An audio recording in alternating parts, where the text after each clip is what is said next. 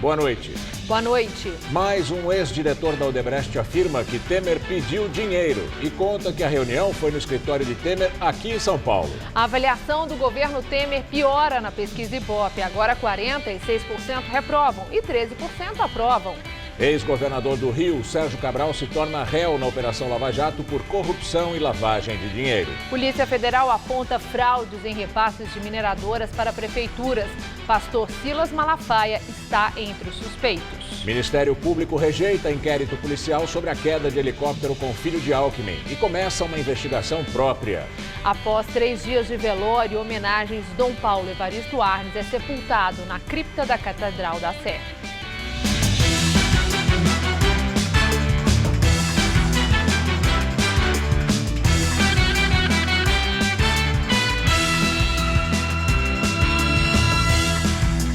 O Ministério Público rejeitou a investigação da polícia sobre o acidente de helicóptero que matou o filho do governador de São Paulo, Geraldo Alckmin, e outras 4 pessoas. O acidente foi no ano passado. O helicóptero estava em fase de testes e revisão. Ao analisar os laudos do Instituto de Criminalística, o Ministério Público não encontrou consistência nas provas sobre a principal causa da queda da aeronave, a de falha técnica em 2 dispositivos do helicóptero.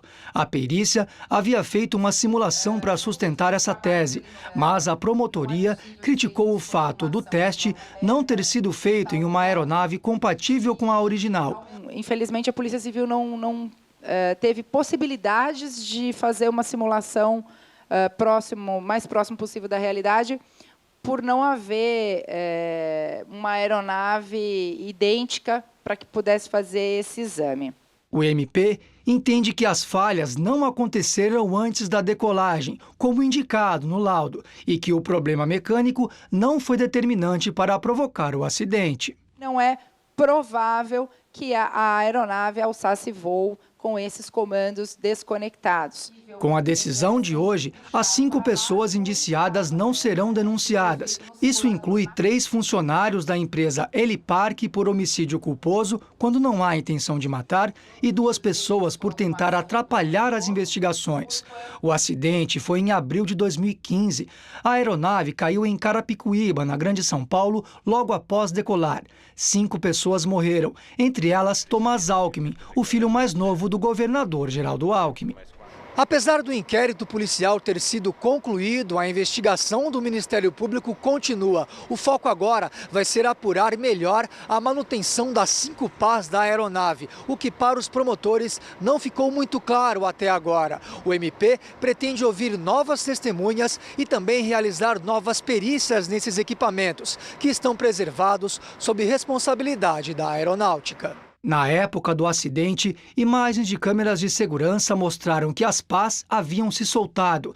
Nesse caso, a responsabilidade não seria da Helipark, empresa de manutenção, mas sim do fabricante do equipamento. Que há necessidade de investigação, nada vai trazer de volta o meu filho ou as demais pessoas que faleceram. Agora, um acidente com 5 mortes, que tudo indica que foi falha ou de equipamento, ou de revisão, o que for, precisa ser investigado, até para que isso não se repita. Em nota, a Helipark disse que a manifestação do Ministério Público trouxe maior precisão e imparcialidade para a investigação do acidente. E-mail revela que advogados acusados de ligação com a facção criminosa PCC tentaram comprar um desembargador e um delegado de São Paulo. As informações são do Ponte, um site jornalístico especializado em notícias de violência policial. O e-mail é um dos 300 mil interceptados pela polícia, trocados entre advogados e membros do primeiro comando da capital, segundo a reportagem de André Caramante. Foi enviado em janeiro de 2015 pelo advogado acusado de ser do PCC, Davi Gonçalves, a uma outra advogada, e endereçado a Paulo César Souza Nascimento Júnior, o Paulinho Neblina, um dos 12 chefes da facção, na época preso em Presidente Venceslau, no interior de São Paulo. A mensagem cita um jantar entre o advogado e DH, que seria o codinome de Luiz Carlos dos Santos, ex-presidente do Conselho Estadual dos Direitos da Pessoa Humana, o CONDEP. Os dois foram presos no mês passado na Operação Etos da Polícia Civil e do Ministério Público de São Paulo. Santos confessou em depoimento que recebia uma mesada do PCC. Segundo o e-mail, também esteve no jantar um delegado de Sorocaba, que estaria disposto a modificar autos de inquérito em favor do PCC, e um desembargador que conseguiria deferimentos de ações favoráveis à facção em troca de dinheiro. O advogado Davi Gonçalves diz ainda que o desembargador é o que consta das carteirinhas de integrantes de uma ONG ligada ao CONDEP, que ele e outros advogados do PCC têm. Mas nem o desembargador nem o delegado tiveram as identidades reveladas no site. Paulinho Neblina, citado na reportagem, outros 12 chefes do PCC, inclusive Marcos Camacho, Marcola, foram transferidos ontem de Presidente Venceslau para a penitenciária de Presidente Bernardes, também no interior de São Paulo. Essa considerada a prisão mais rígida de todo o estado. As transferências foram determinadas pelo Tribunal de Justiça de São Paulo. E ontem à noite, a Justiça Eleitoral suspendeu a diplomação do prefeito eleito de Embu das Artes, Ney Santos, do PRB, a pedido do Ministério Público. Ele é acusado de associação para o tráfico de drogas e lavagem de dinheiro e também teria ligações com o PCC. Santos teve a prisão decretada há uma semana e está foragido. O vice-prefeito, Dr. Peter, também teve a diplomação suspensa. Depois de 3 dias de velório, Dom Paulo Evaristo Arnes foi sepultado na Catedral da Sé. Para a última missa do funeral, que durou 2 dias, o caixão com o corpo de Dom Paulo foi fechado e colocado sobre o altar, diante da Catedral da Sé lotada. Para o enterro vieram religiosos de vários estados, também os 3 irmãos do cardeal, Felipe, Otília e Zélia. Entre as autoridades estavam o governador de São Paulo, Geraldo Alckmin, o prefeito da capital, Fernando Haddad, e o eleito, João Dória. Os oradores lembraram o trabalho de Dom Paulo durante os 28 anos à frente da Arquidiocese de São Paulo. Por aqui passaram pobres, doentes e torturados que Dom Paulo arrancou das mãos dos carrascos, disse o cônego Aparecido Pereira numa referência à luta do cardeal contra a ditadura militar. Ao fim da missa, o cortejo levou o corpo até a cripta para o sepultamento. Como não há espaço suficiente na capela, só puderam entrar a família, alguns cardeais e poucas autoridades. Mas o público vai poder acompanhar o sepultamento pelos telões que foram espalhados pela igreja. A cerimônia durou poucos minutos, algumas orações e a última bênção. A cripta da Catedral da Sé vai permanecer aberta para que as pessoas possam visitar o túmulo de Dom Paulo, o cardeal da esperança, da resistência, o amigo do povo. É um homem muito bom, só o amor faz um evento desse. Só quem pregou o amor se doou totalmente para os outros. Vai deixar saudade, espero que ele seja seja um santo, né? Na hora certa. A cripta que recebeu o corpo de Dom Evaristo Arnes é uma espécie de capela subterrânea que tem lugar para 30 pessoas. O arcebispo emérito da Catedral da Sé foi a 18ª pessoa a ser sepultada no local. É logo abaixo do altar principal da Catedral da Sé que está um dos espaços mais misteriosos da imponente igreja. Feita em estilo gótico, o mesmo da catedral, está a cripta, construída em 1919. O local é amplo. O piso é todo em mármore italiano. Aqui estão guardadas esculturas e as câmaras mortuárias que abrigam os restos mortais de algumas personalidades da história de São Paulo. Dom Paulo Evaristo Arnes é o primeiro cardeal a ser sepultado aqui. No mesmo espaço estão sepultados 2 arcebispos, 11 bispos, 3 padres e o cacique Tibiriçá, o primeiro índio a ser batizado e catequizado por jesuítas na cidade. Padre Valeriano, diretor da Faculdade de Teologia da PUC São Paulo, explica que a prática de sepultar religiosos e pessoas importantes das igrejas era comum na Europa e foi trazida para o Brasil. A palavra cripta em grego significa esconderijo. E no início do cristianismo, houve grande perseguição, então os cristãos, para celebrarem, muitas vezes para enterrar mesmo os corpos, usavam esses esconderijos, galerias subterrâneas, que tem esse sentido de cripta. O sepultamento no interior dos locais sagrados era sinal de prestígio para os católicos. As pessoas também acreditavam estar mais próximas de Deus. E tem um sentido, sim, teológico, que seria a casa de Deus como morada eterna.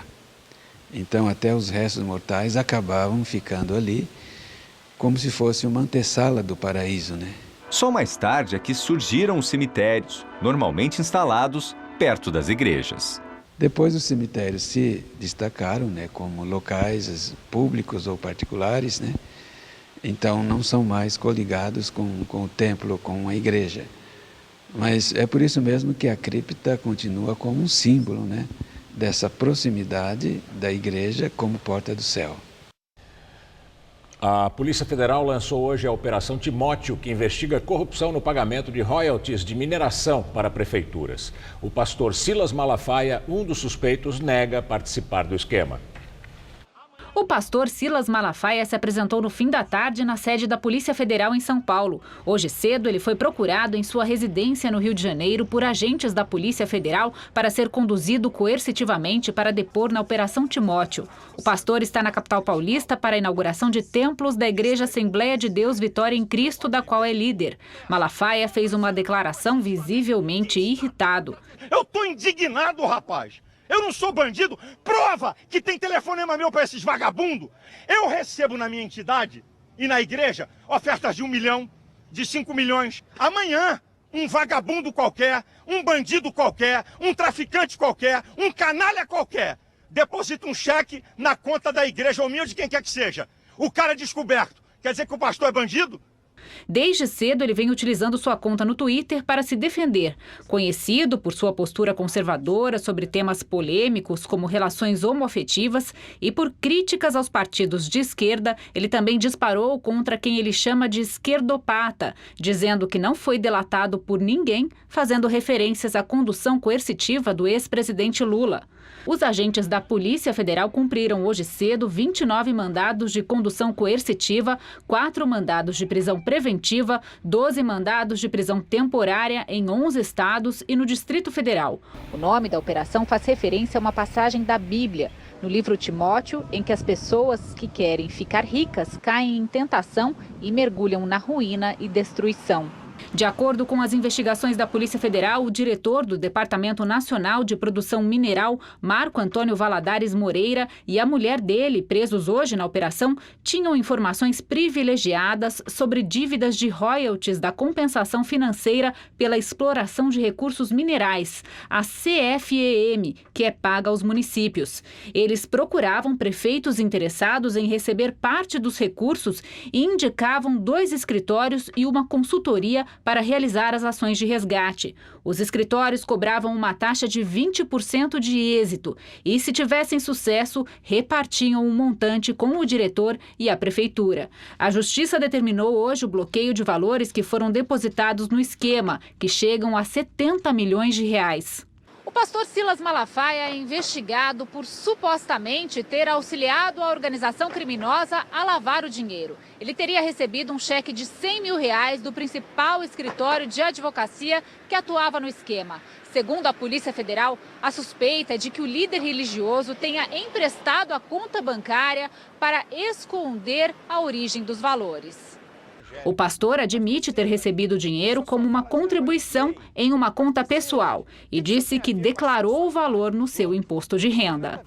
A minha indignação é fazer show pirotécnico. Foram na minha casa, minha neta estava em casa, que eu estou aqui em São Paulo, com Polícia Federal e criança chorando. A quem interessa isso? Eu sou um dos maiores combatedores desses vagabundos da Lava Jato. Eu boto tweet e tudo. Agora eu também critico. Eu não quero ver uma justiça absoluta para fazer o que quer. Eu quero ver coesão dos poderes. Eu defendi isso há 10 dias atrás. Será que é retaliação? Silas Malafaia prestou depoimento por cerca de 2 horas e foi liberado.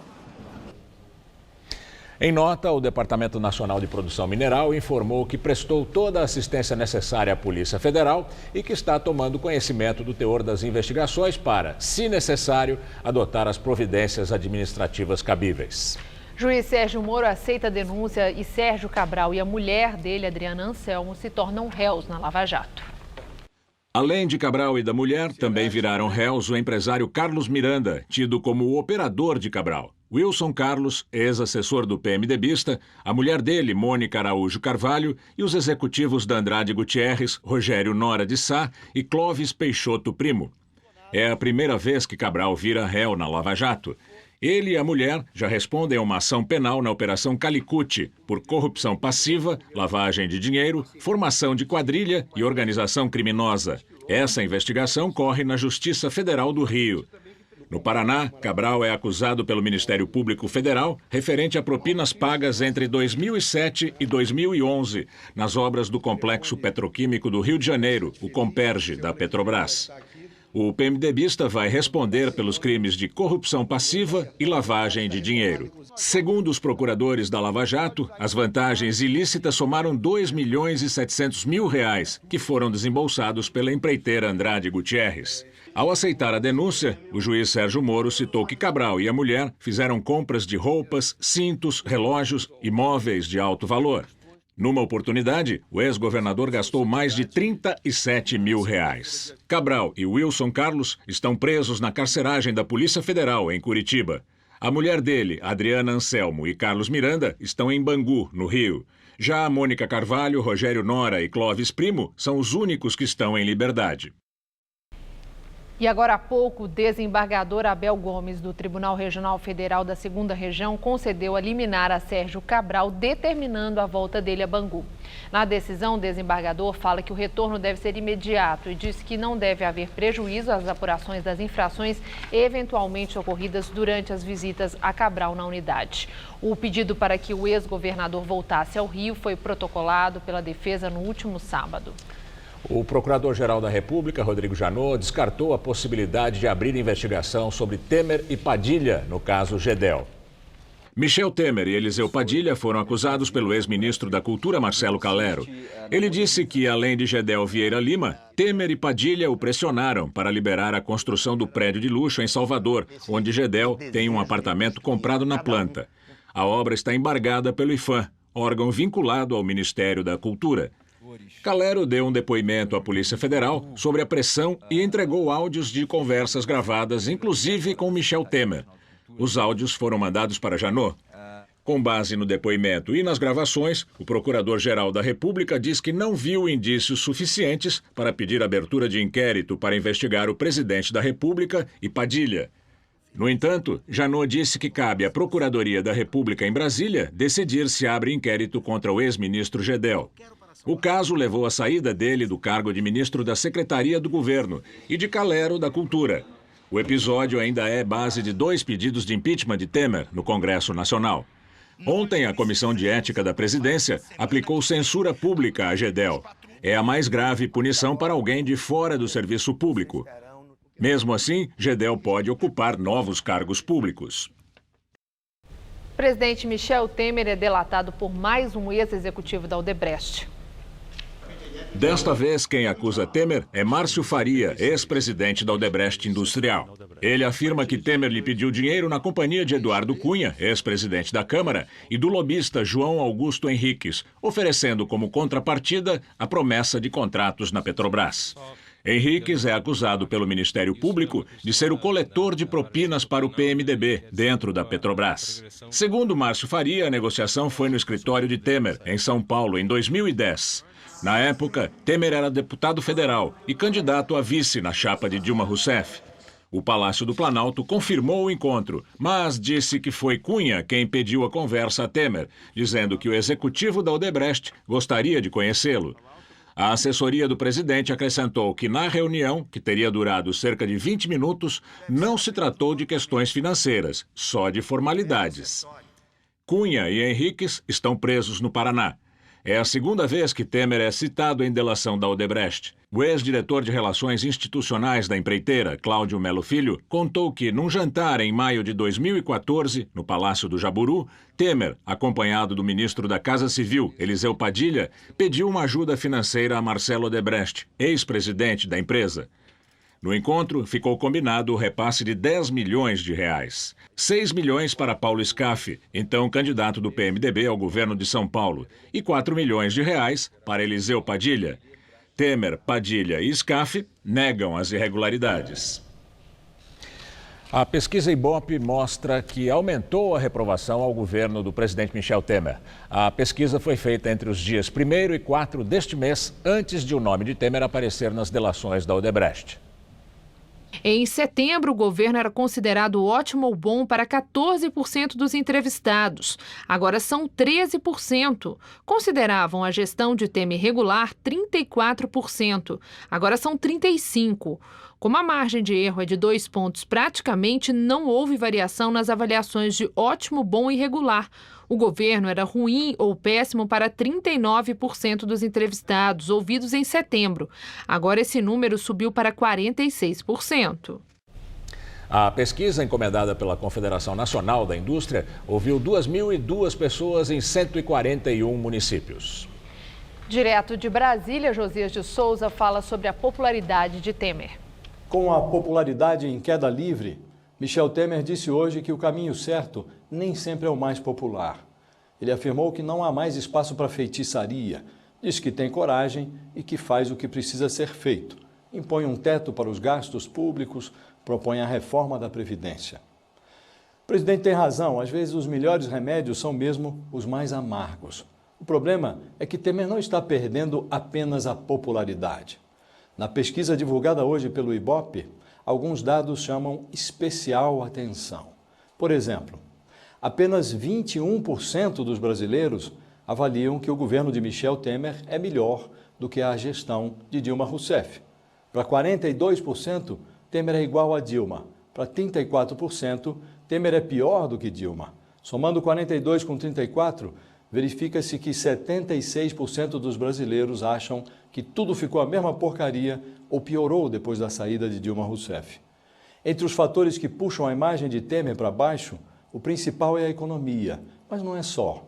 O brasileiro nota que a autoridade do presidente começa a ser triturada pelo moedor da Lava Jato. Mais do que a popularidade, Temer perde aos pouquinhos a credibilidade.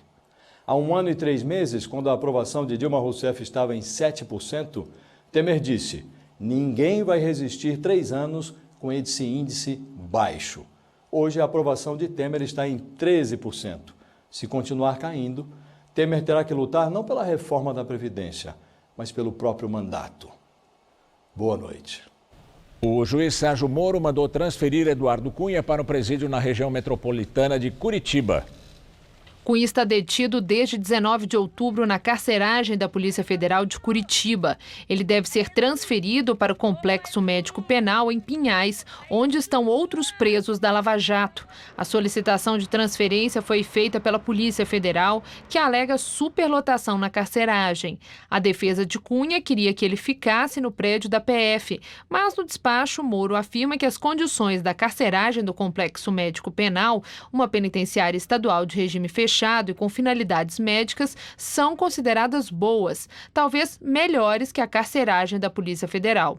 Cunha é réu na Lava Jato por ter recebido propinas em um contrato da Petrobras. Na mesma decisão, Moro rejeitou os pedidos de transferência do ex-presidente da OAS, Léo Pinheiro, e do ex-tesoureiro do PP, João Cláudio Genu. A semana vai terminando com temperaturas amenas aqui na Grande São Paulo, mas sem chuvas, só um pouquinho de garoa. Hoje a máxima não passou dos 22 graus agora à tarde, mas parece que para o final de semana vai esquentar. Mariana Armentano traz agora os detalhes da previsão.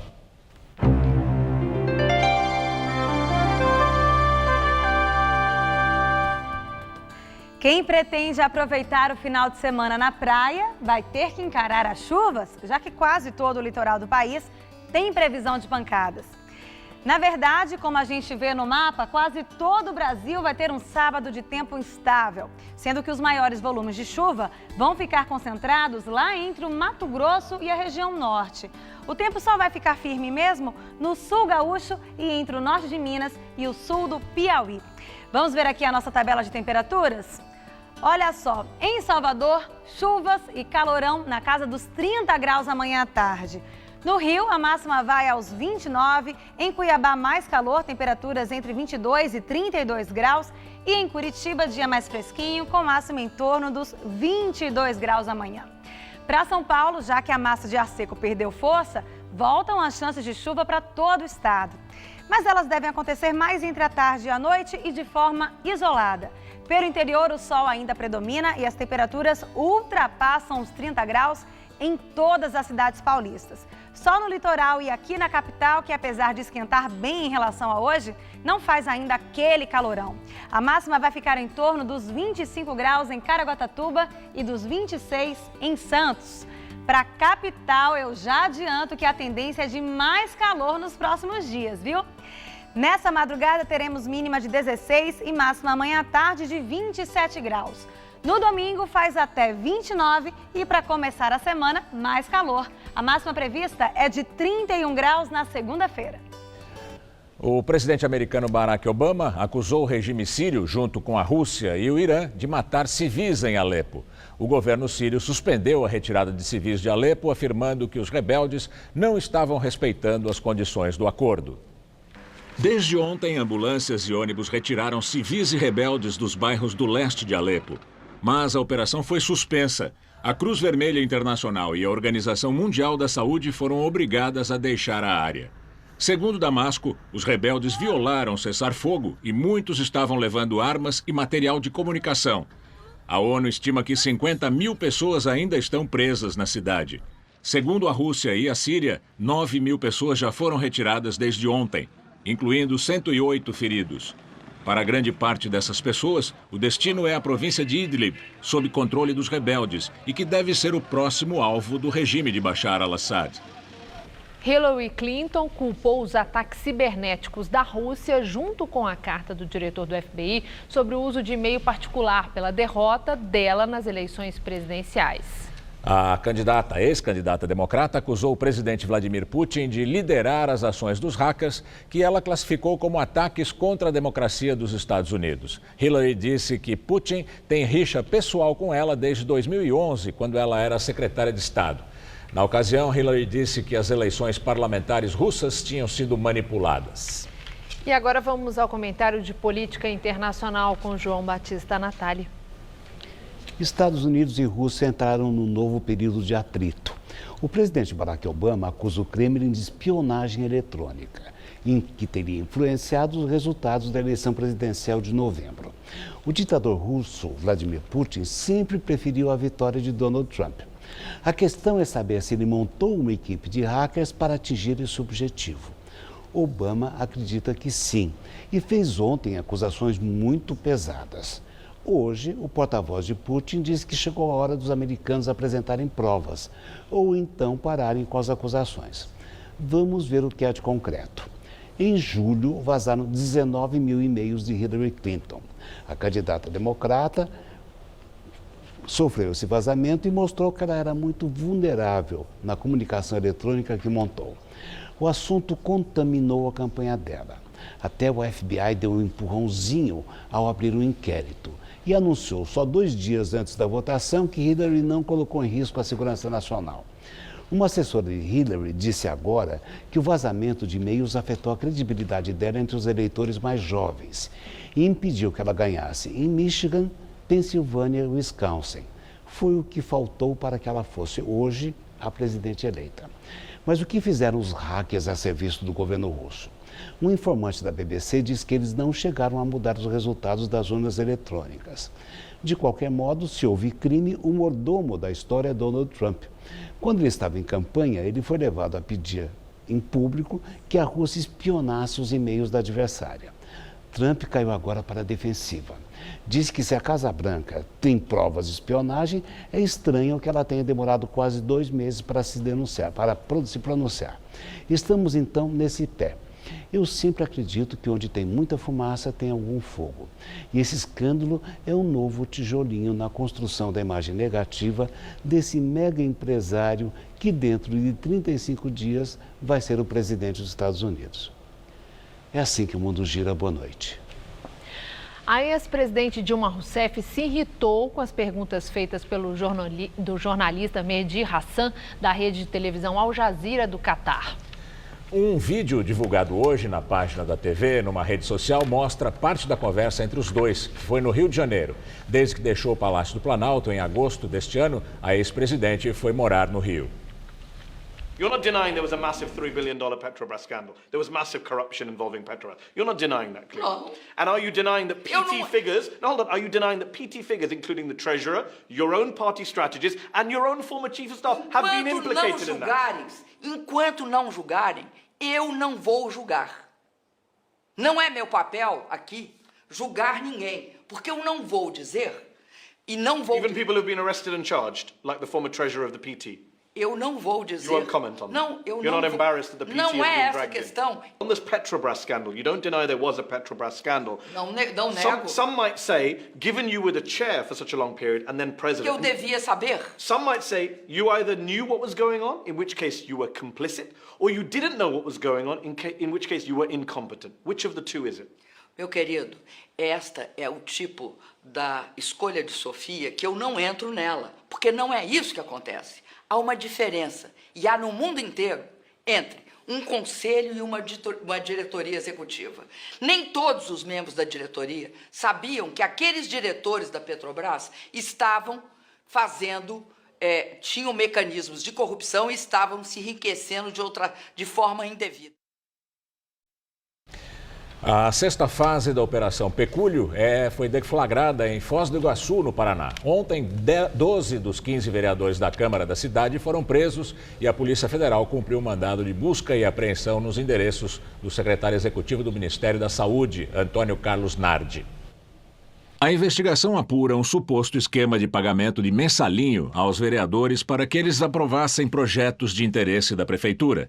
Delatores do esquema de corrupção afirmaram que os políticos recebiam entre R$5 mil e R$10 mil por mês. Também há suspeita de que apadrinhados dos vereadores eram indicados para ocupar cargos em comissão e em empresas da cidade. De manhã, outros 2 vereadores que não foram alvos da Polícia Federal ontem chegaram a ser levados para depor. De acordo com o Ministério Público Federal, a organização criminosa era comandada pelo prefeito afastado Reni Pereira, do PSB, que cumpriu prisão domiciliar por cerca de 3 meses. O Superior Tribunal de Justiça concedeu habeas corpus para Reni em outubro. O paulistano Eduardo Longo tem uma trajetória marcada pela busca de caminhos inovadores na arquitetura. Projetos feitos em mais de 5 décadas retratam a ousadia de romper com o convencional na produção de casas, residências. Por isso, Eduardo Longo é um personagem que é a cara de São Paulo.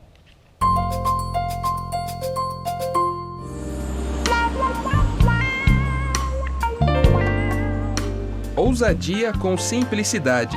Uma combinação que o arquiteto paulistano Eduardo Longo, de 74 anos, começou a desenvolver logo cedo na carreira.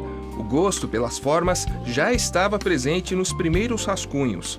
Sempre foi uma tentativa de acertar o desenho, mas nunca foi um grande talento. Mas eu gostava de tentar desenhar. São mais de 50 anos de trabalho e cerca de 40 obras no total, entre projetos tradicionais e não convencionais. O primeiro da carreira a chamar a atenção foi a Casa do Mar Casado, em Guarujá, no litoral paulista, que ele fez na faculdade nos anos 60. Eu queria fazer uma coisa meio mediterrânea, meio como na Grécia, aquelas casas brancas com pequenas aberturas.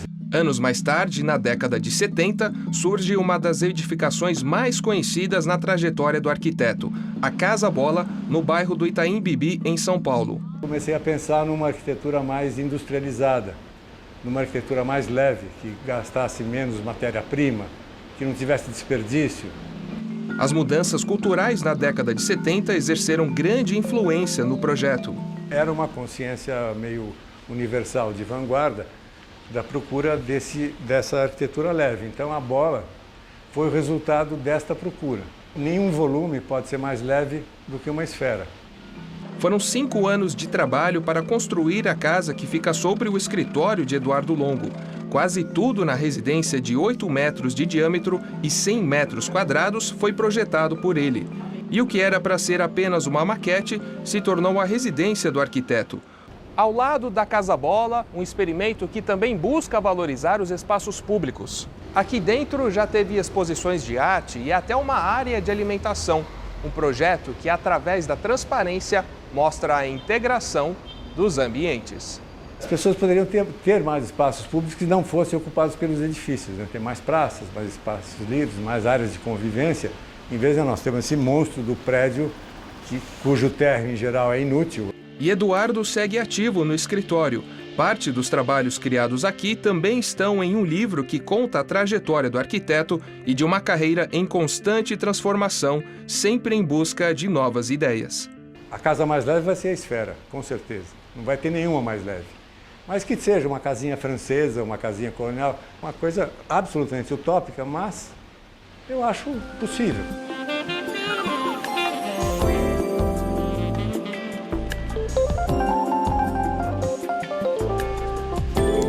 O ministro Edson Fachin, do Supremo Tribunal Federal, negou o pedido do Procurador-Geral da República, Rodrigo Janot, para afastar Renan Calheiros da presidência do Senado. Na semana passada, o senador já havia se mantido no cargo por decisão do plenário do Supremo. Odebrecht teria repassado 100 milhões de reais à cervejaria Itaipava para financiar políticos. A notícia foi divulgada agora há pouco no site do Estadão. De acordo com a reportagem, executivos da empreiteira devem contar nos acordos de delação como utilizaram empresas dos donos da cervejaria Itaipava para distribuir dinheiro a políticos por meio de doações eleitorais e entregas de dinheiro vivo. A Odebrecht, de acordo com o Estadão, construía fábricas para o grupo Petrópolis em troca de doações para agentes públicos. De acordo com essa reportagem do Estadão, duas empresas do grupo Petrópolis teriam feito doações para os seguintes partidos: PT, PMDB, PP, PSDB, PV, DEM, PTC, PSB, PSDC e PSOL. Entre os políticos que teriam recebido dinheiro estariam Aécio Neves e Arthur Virgílio, do PSDB, Ciro Nogueira, do PP e Heráclito Fortes, do DEM. O Estadão não trouxe a posição dos citados na reportagem.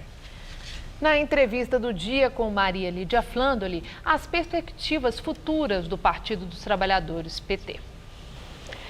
Para analisar a quantas anda o ânimo dos petistas Brasil afora, entrevista o deputado federal Paulo Teixeira, petista histórico e vice-presidente nacional do PT.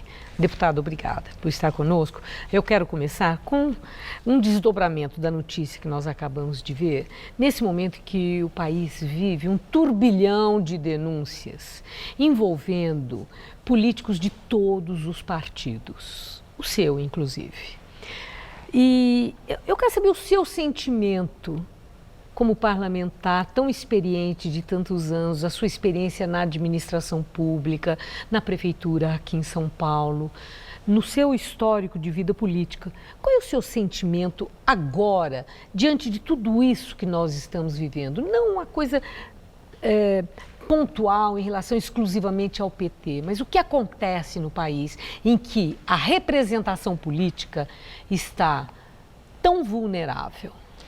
Boa noite, Maria Lídia. Boa noite a todos os telespectadores do seu jornal. Cumprimento também o Rodolfo Gamberini e a Estela Gontijo.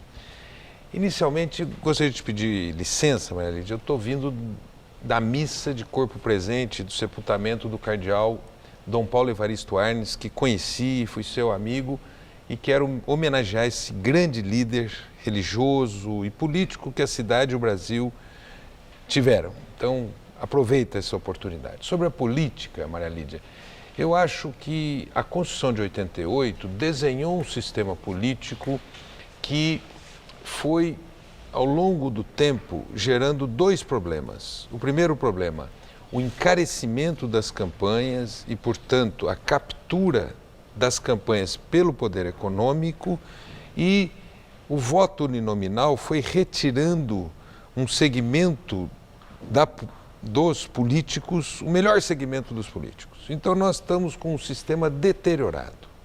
Isso é, o financiamento empresarial mais o voto uninominal afastou uma parcela dos políticos de diversos segmentos que qualificavam é a política brasileira. Esses políticos não existem mais. Não há mais voto de opinião. E assim eu acho que nós estamos precisando de uma reforma política, porque esse sistema acabou fazendo com que as pessoas, para fazerem campanha, muitas vezes, salvo as exceções, recorressem a contratos no serviço público. Essa é a verdade do Brasil. Então, se você for revirar o passado de todos os partidos... O que não justifica quem entrou nessa onda, digamos, não justifica, acho que foi um equívoco. De aproveitamento da possibilidade de um negócio rentável nessa relação público-privado. Público-privado gerou uma relação público-privada extremamente... Promíscua. Portanto, nós estamos precisando, Maria Lídia, fazer uma reforma política que mude o sistema eleitoral e o sistema político para atrair pessoas de melhor nível para a política brasileira e pessoas que possam fazer a política com P maiúsculo.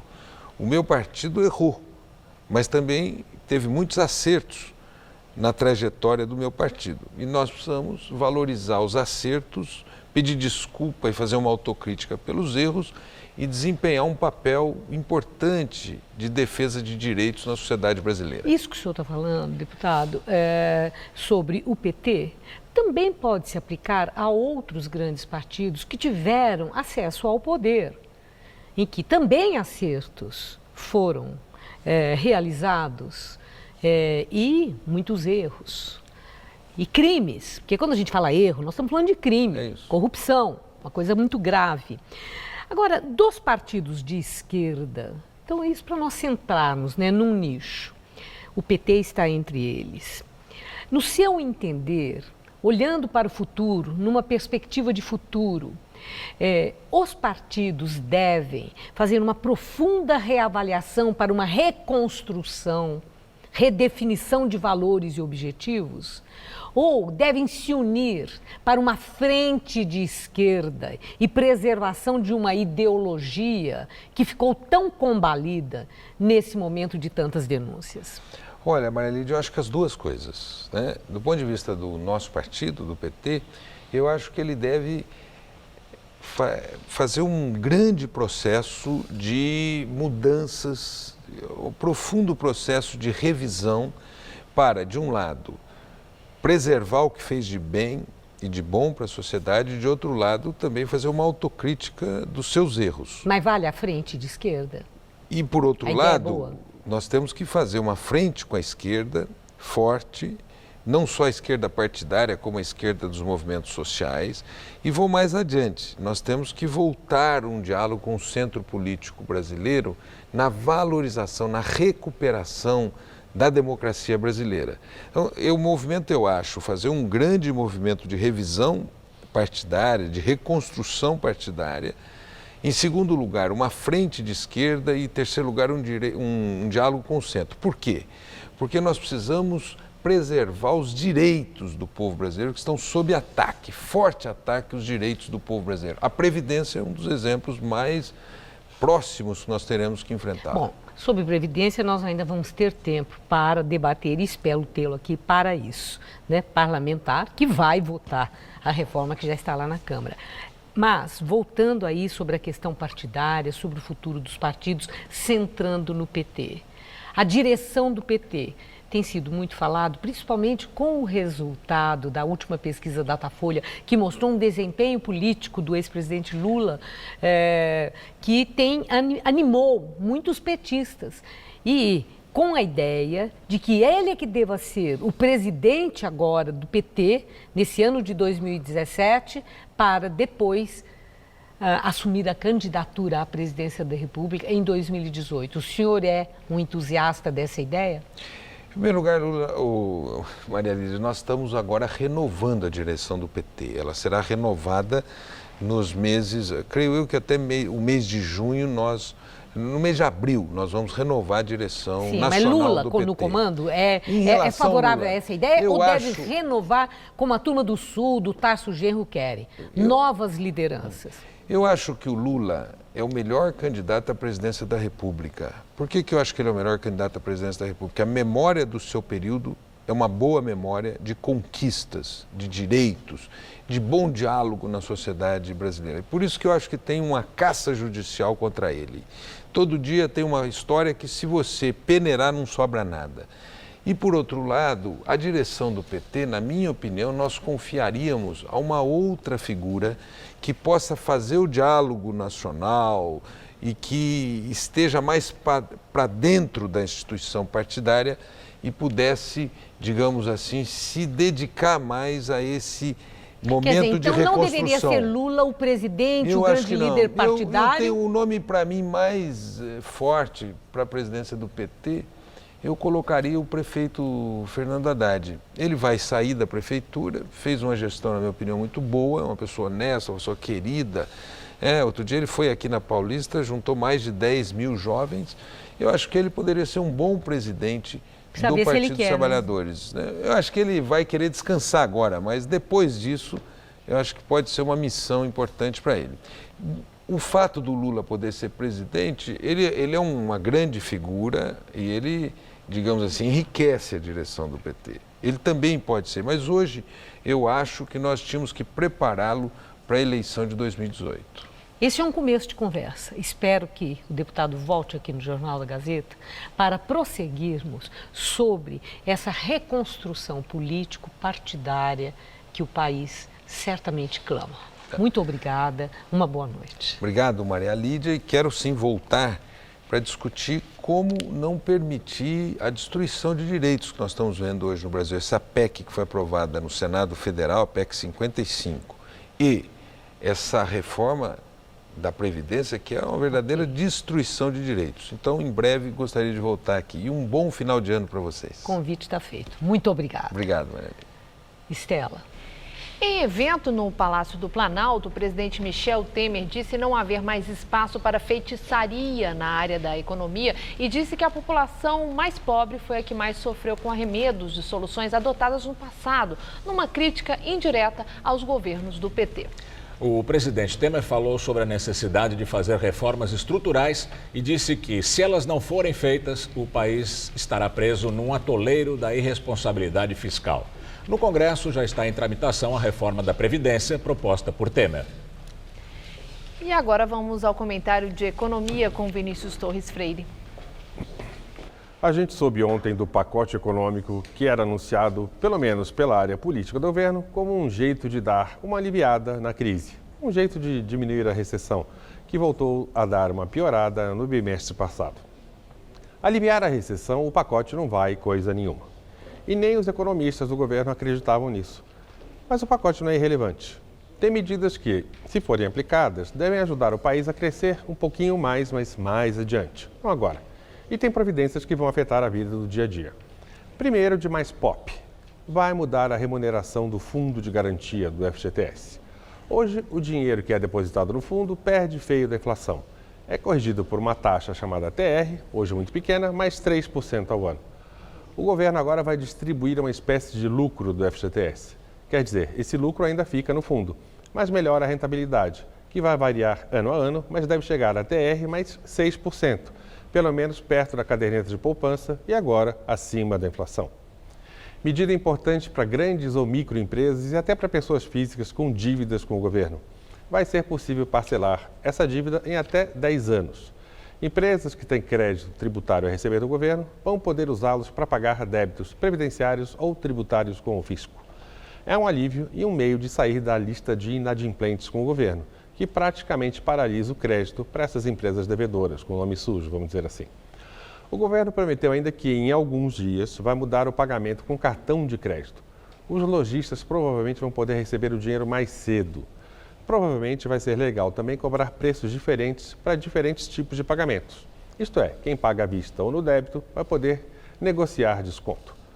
Outras medidas vão facilitar o pagamento de 3 impostos em uma vez só, por meio de uma espécie de e-social, um pagamento eletrônico, como se faz com direitos trabalhistas de empregados domésticos.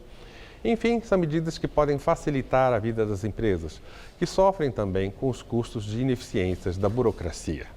Boa noite. Você vai ver a seguir. Alan Ruschel é o primeiro sobrevivente brasileiro a receber alta depois do acidente com o avião da Chapecoense. O lateral esquerdo foi liberado à tarde e fará acompanhamento médico em casa. 2016, o ano em que o vermelho se apagou no Brasil. O impeachment da presidente E Dilma. a maioria silenciosa se fez ouvir na América. Os Estados Unidos são de Donald Trump. Um Reino Unido deixou sua união. Brexit em decisão E sobreviventes não encontraram Fogem da refúgio. Síria, mas não tem pra Mosquitos voaram. Casos de Zika E os crescem. ventos levaram os restos de um Furacão país. devasta O Haiti. mundo se reuniu no Rio. Começam os Jogos Olímpicos. E a alegria verde da bola Palmeiras é campeão. tornou-se a lágrima de esmeralda do esporte. Chapecoense sofre trágico acidente de avião. Foram 71 mortos. Retrospectiva 2016. O ano na tela da Gazeta. Dia 25, 7h30 da noite.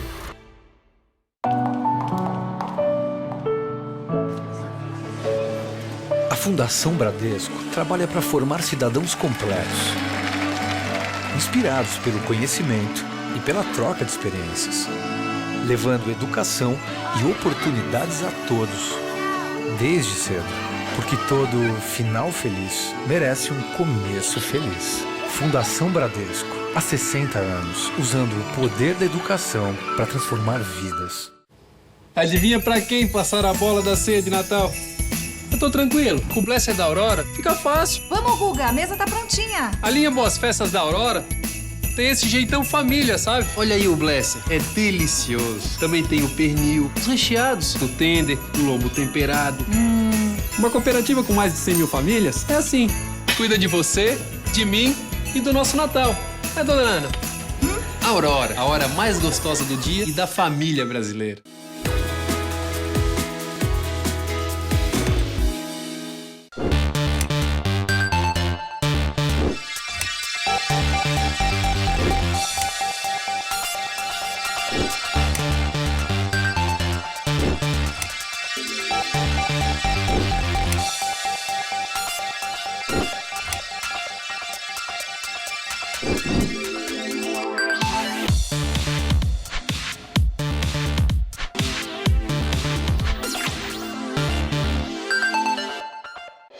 Tudo anda cada vez mais rápido. O tempo, as pessoas, as tecnologias. No coração de todas essas transformações, existe um caminho que pode mudar a sua vida. Pós-graduação Casper Libero. 4 cursos que vão acelerar a sua carreira, atualizar os seus conhecimentos e fazer você ser notado no meio de tanto movimento. Pós-graduação Casper Libero. Paixão por comunicação. Corrida de São Silvestre. Oferecimento Valtec. Super manta líquida impermeabilizante.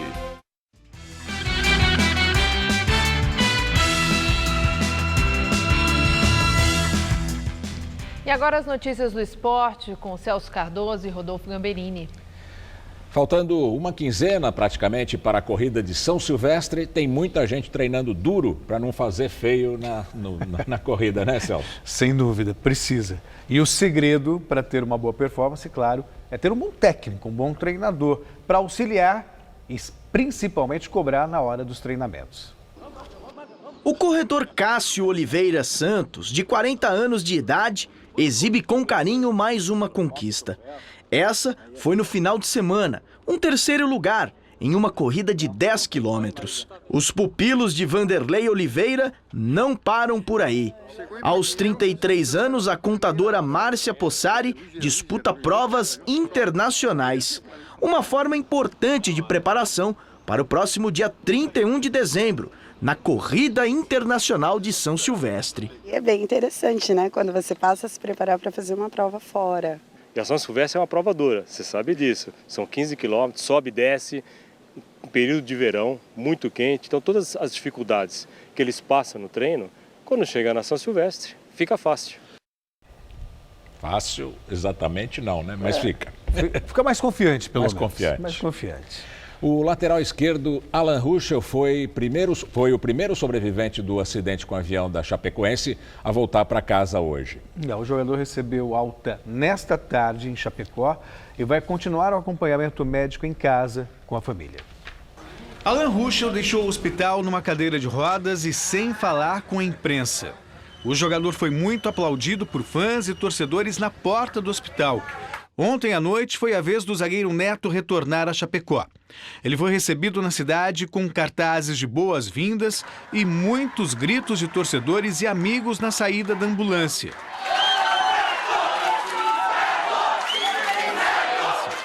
Mesmo debilitado, o jogador acenou a todos em retribuição ao carinho. Amanhã, o goleiro Jackson Follmann deve receber alta do Hospital Albert Einstein, em São Paulo, e se juntar aos sobreviventes internados em Chapecó. Em Brasília, o presidente Michel Temer homenageou os colombianos envolvidos no resgate das vítimas da queda do avião da Lamia.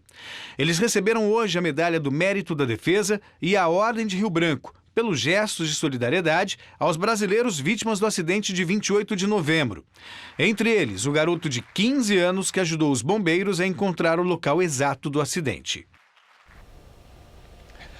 O Jornal da Gazeta fica por aqui. Obrigado, Celso. Nós temos que falar mais do... Eu gostaria de falar só que o Palmeiras acertou, anunciou definitivamente a contratação do Eduardo Batista, filho do Nelsinho Batista, e que tem a dura missão de substituir o Cuca, técnico campeão brasileiro. Foi tão bem, né? Foi tão bem. Não é tarefa fácil, ele fez um bom trabalho no esporte. No esporte ele foi muito bem.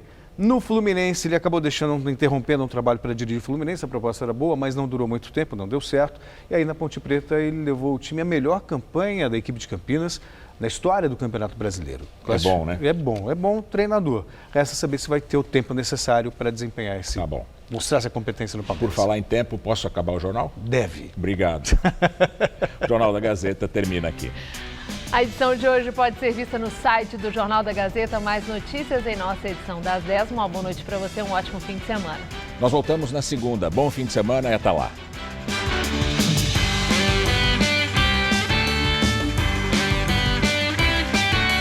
O socialite Chiquinho Scarpa conversa com Rony Fon no Todo Seu.